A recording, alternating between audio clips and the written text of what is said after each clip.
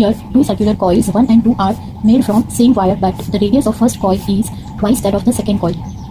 What is the ratio of potential difference applied across them so that the magnetic field at their centers is the same? Okay, means here we have circular coil. Okay, one with having radius, let's say R1, another wire which is made up of same material having the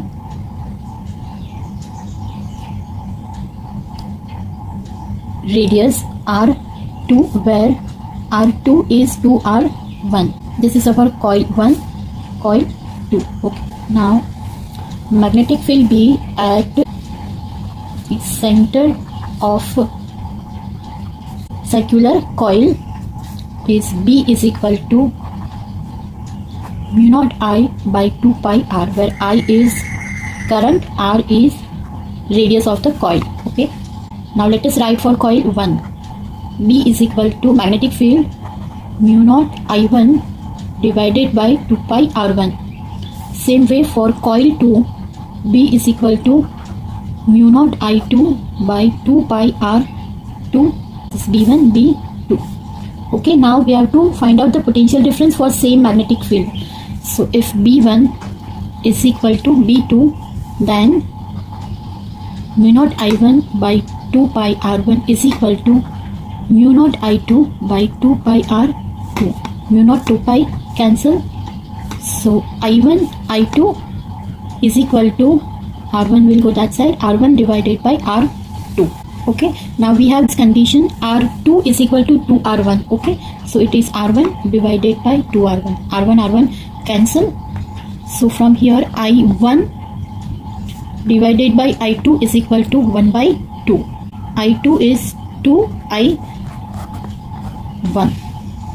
Now we have to find out the ratio of the potential difference. Okay, so V1 is to V2. For potential difference, the formula is for coil 1, it is I1 R1 divided by I2 R2. Okay, now we have the relation between I1 and I2, but we don't know about the resistance of both the coil. We know that resistance is directly proportional to rho L by A. Here we have given both the coils are made up of same material. Okay, so here rho and area of both coil is similar. So I can say resistance is directly proportional to length. Now what is the length of the coil? If the radius is R1, then length for coil 1 is L1 is equal to 2 pi R1. Okay, similarly for coil 2, L2 is 2 pi R2.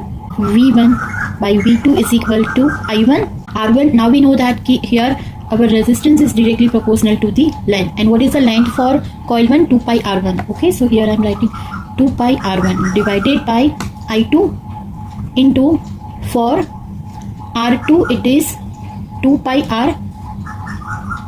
R2, because R2 is directly proportional to the length of second coil. Now it is I1, I2 is what? 2 times I1. 2 pi cancel. R1 divided by what is R2? It is twice the R1. I1 cancel, R1 cancel. So it is 1 by 2 2s are 4.